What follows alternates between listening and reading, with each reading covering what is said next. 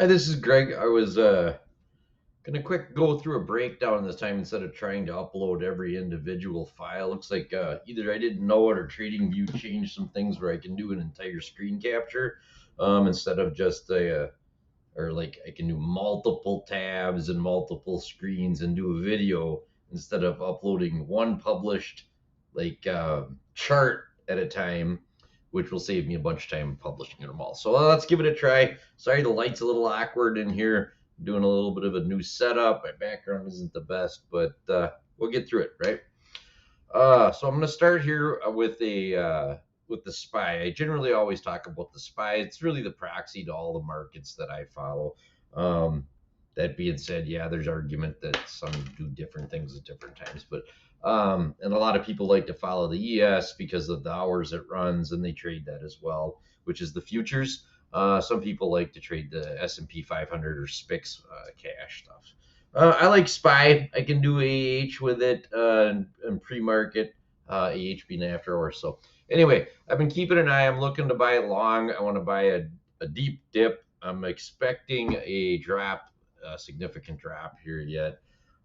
Starting to worry a little bit. Maybe I'm FOMOing. But I'm going to sit on my hands this week because we all know there's a lot going on this week with the Federal Reserve, PCE consumption, or inflation reports and things like that. Anyways, let's just jump right into it.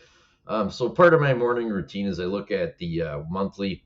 Right now in the SPY, we're on a nice rooftop. I'm keeping my eye on the 61.8 retracement. If you zoom back out, basically what that's coming from is the COVID lows. Um, if you can see this white channel, that's kind of the blow off top channel, I would call it. I don't know why this doesn't seem like it's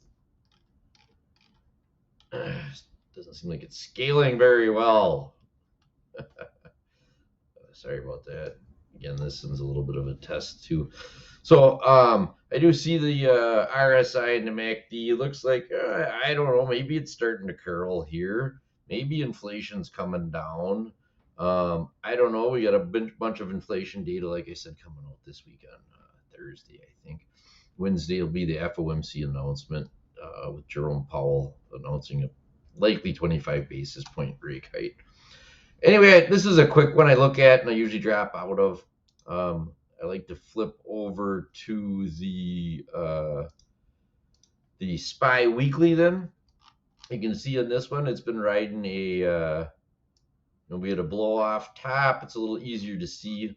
This is also the pre-COVID or the pre-COVID channel, so I'm looking to get back into that. And if you look at the fib retracement lines, the 618 ironically kind of ends up out down at the bottom. The 50 percenters at the top. I'm gonna have to extend these out farther. I was really kind of hoping we'd come back down into here where I was gonna buy at the 618. I do like to cost basis in. So anyway, then I flip over to the SPY, the daily, which I've been talking a little bit about this interesting cup and handle pattern. I don't know. People tell me I'm crazy on this one, but to me it looks like a reverse cup and handle or a cup and handle with where it's taken off. Throw my charting back on. Basically, though, in the big story, you can see this red channel. This SPY is in this downward since the beginning of the year where we pivoted channel where it keeps going up and down. It seems like we keep getting these wedges. Get a couple throwovers. This is starting to why it's giving me a little more FOMO is we haven't done quite a throwover yet on the daily. You can see we're above all our moving averages. There's an anchored VWAP. It goes back to, why did I put that on Tuesday? I should have probably put that back one more day. Oh, it's because I'm in a weekly. Sorry. Anyway, no, it's a daily. Anyway, so we're above the anchored VWAP for over a week. This is pushing, and it's off of this upper trend line fairly well now. So that being said, what happens next, right? Do we see this come back to retest maybe around this Powell Howell, I call them, which will be this Wednesday, or maybe that data that's coming up we're about to see towards the end of the week. I'll pull up an economic calendar quick too. So from the daily, I like to bump down to the 5 minute chart, my intraday trading, and just keeping an eye on things intraday. I might switch this to a 15 minute because I get a little obsessive compulsive on this. It's funny, in one of the chat groups I'm currently in, we've been talking about some of the time frames and things like that. Timing is always the hardest part of the market, in my opinion. We can all draw patterns and stuff. At the end of the day, really knowing when they come. I mean, this one I thought was going to break through here, and it was a rug pull. Then it broke up here, and I thought my pattern was invalidated, which really I should have waited to hear before I called it, which I didn't. I waited. I did. But I thought it was breaking. Then it came back here, and I thought, here we go again. See what happens on these. So this is a pretty good tight coil, though. I thought we'd see bigger movement, and maybe we will. We're not to the closing cross yet today. Again, today is Monday, January 30th. One more day in January, and we'll be done with this month. So maybe I'll do monthly anchored VWAPs on the weeklies on the dailies. I don't know. We'll see. One thing I just kind of want to show people, something I've been kind of hooked on lately, is the tick. And it's really the cumulative amount of buys and sells. Just add them and subtract them in the New York Stock Exchange.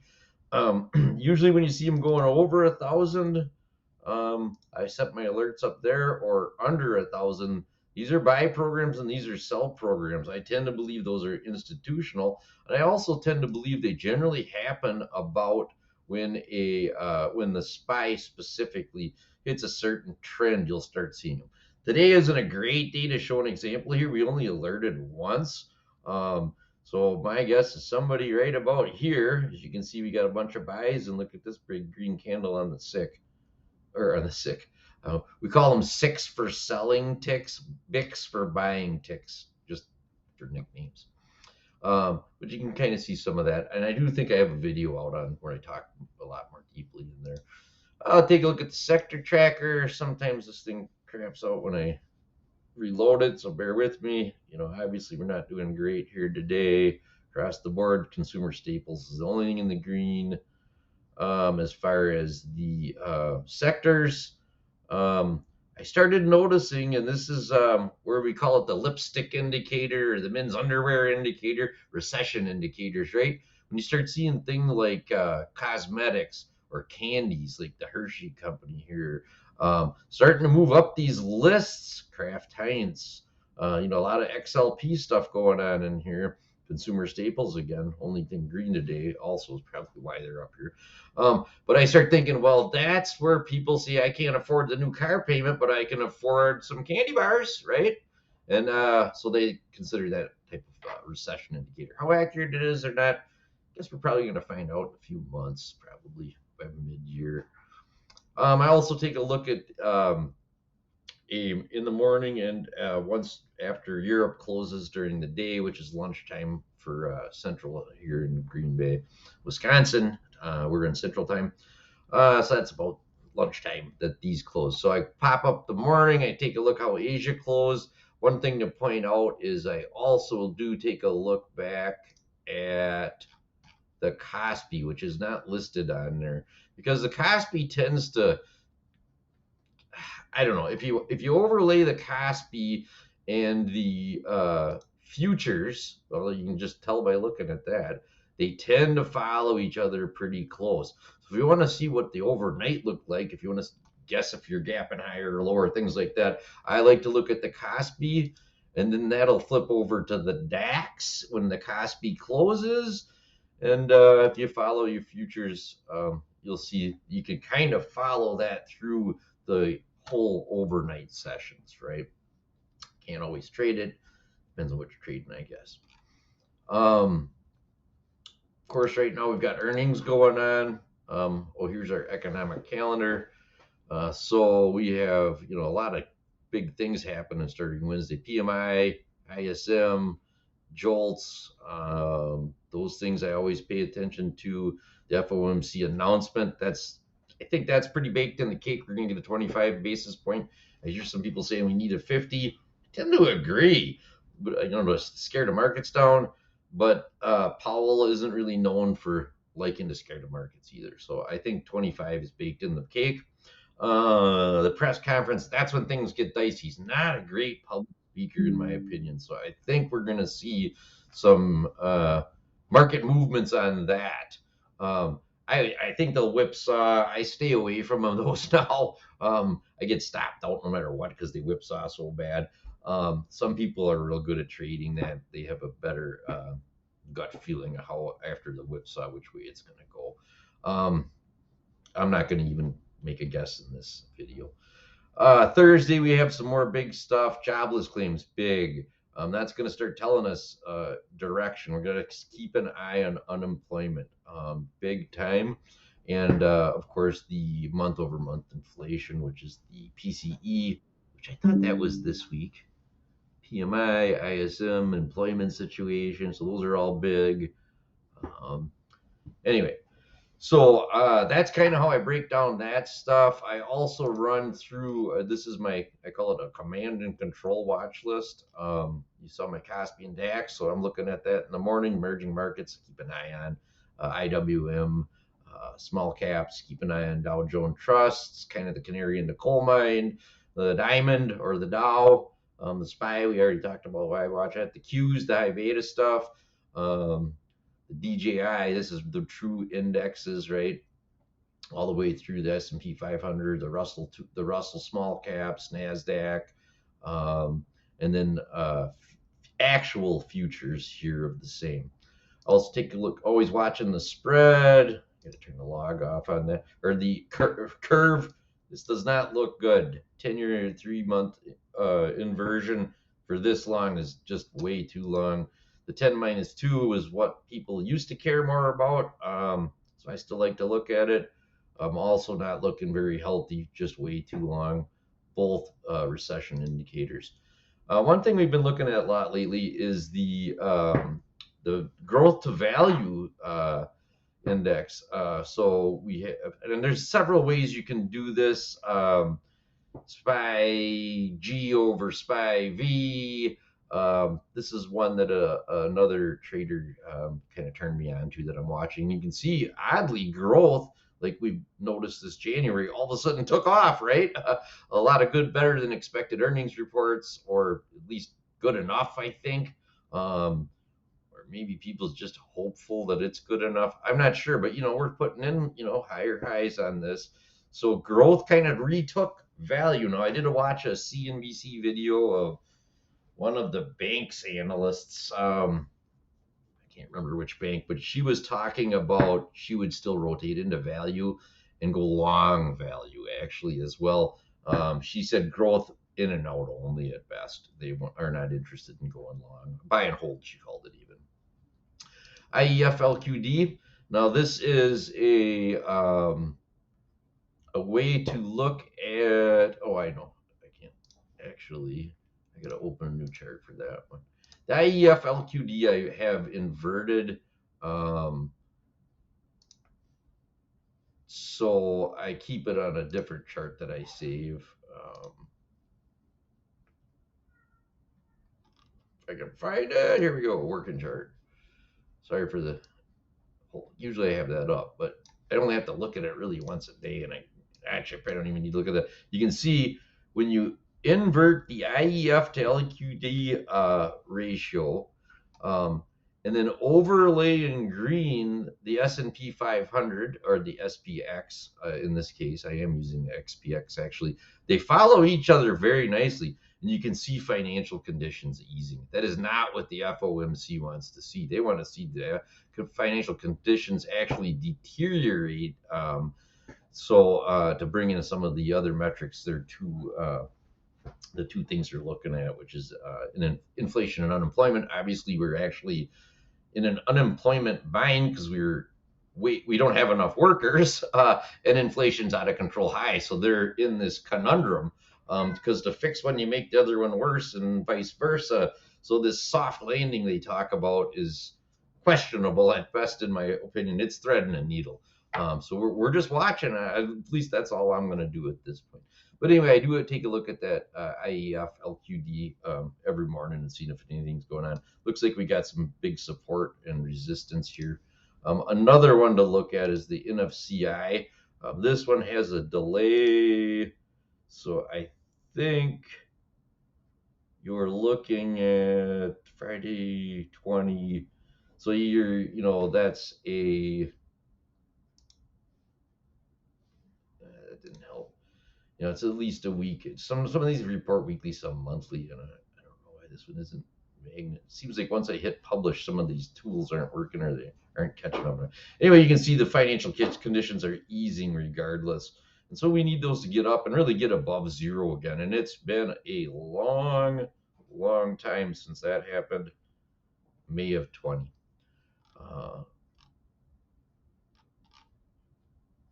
See if we go back, and probably monthly is a better way to, maybe not.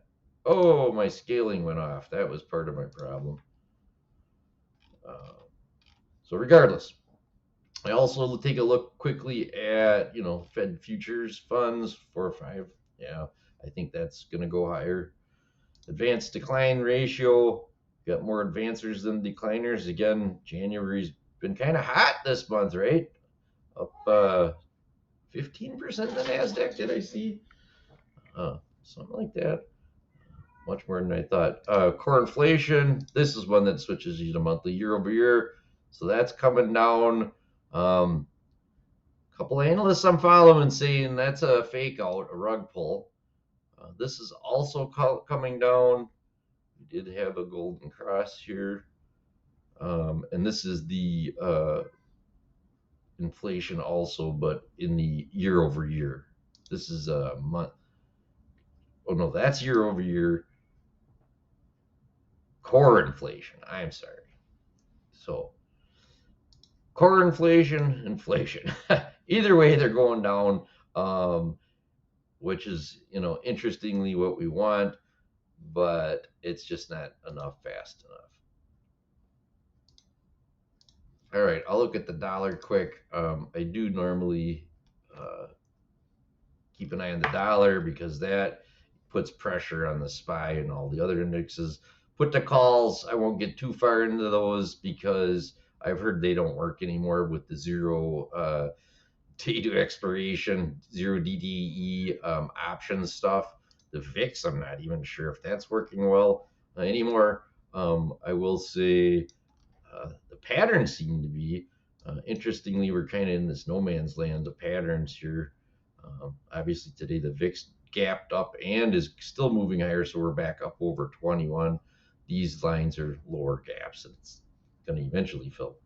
Move is the bond index. I probably should look at that more because I'm just getting into bonds. I'm 51 years old, and really never gave a crap about bonds. Oops, excuse my French. But now, I'm buying bonds. I got a couple I-series bonds from 3 months. It's becoming interesting, so I'm trying to learn more about bonds. I'm in the real estate industry, so I keep an eye on mortgages. I'm a landlord. I keep an eye on mortgage rates. Another thing in here is some commodity stuff. Always looking at this to see, because this all plays into the inflation game as well. Gold, obviously, a nice hedge. RB1 and oil, gasoline and oil. Obviously, you know what those are. Lumber, I keep a close eye on that. That feeds into, keeps losing my auto setting for scaling.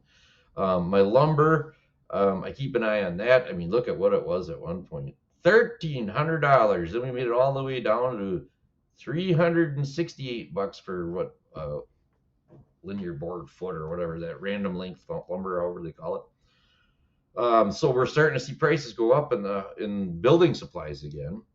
The housing index, boy, that sure does look like it's getting better. Banking index, well, some say they reported good even. Some of these other things I won't go into today because I know we're way long already. So anyway, just wanted to say thanks for watching, and that's all I have for you today. I'm sorry it was so much. We'll shorten them up next time. Thanks.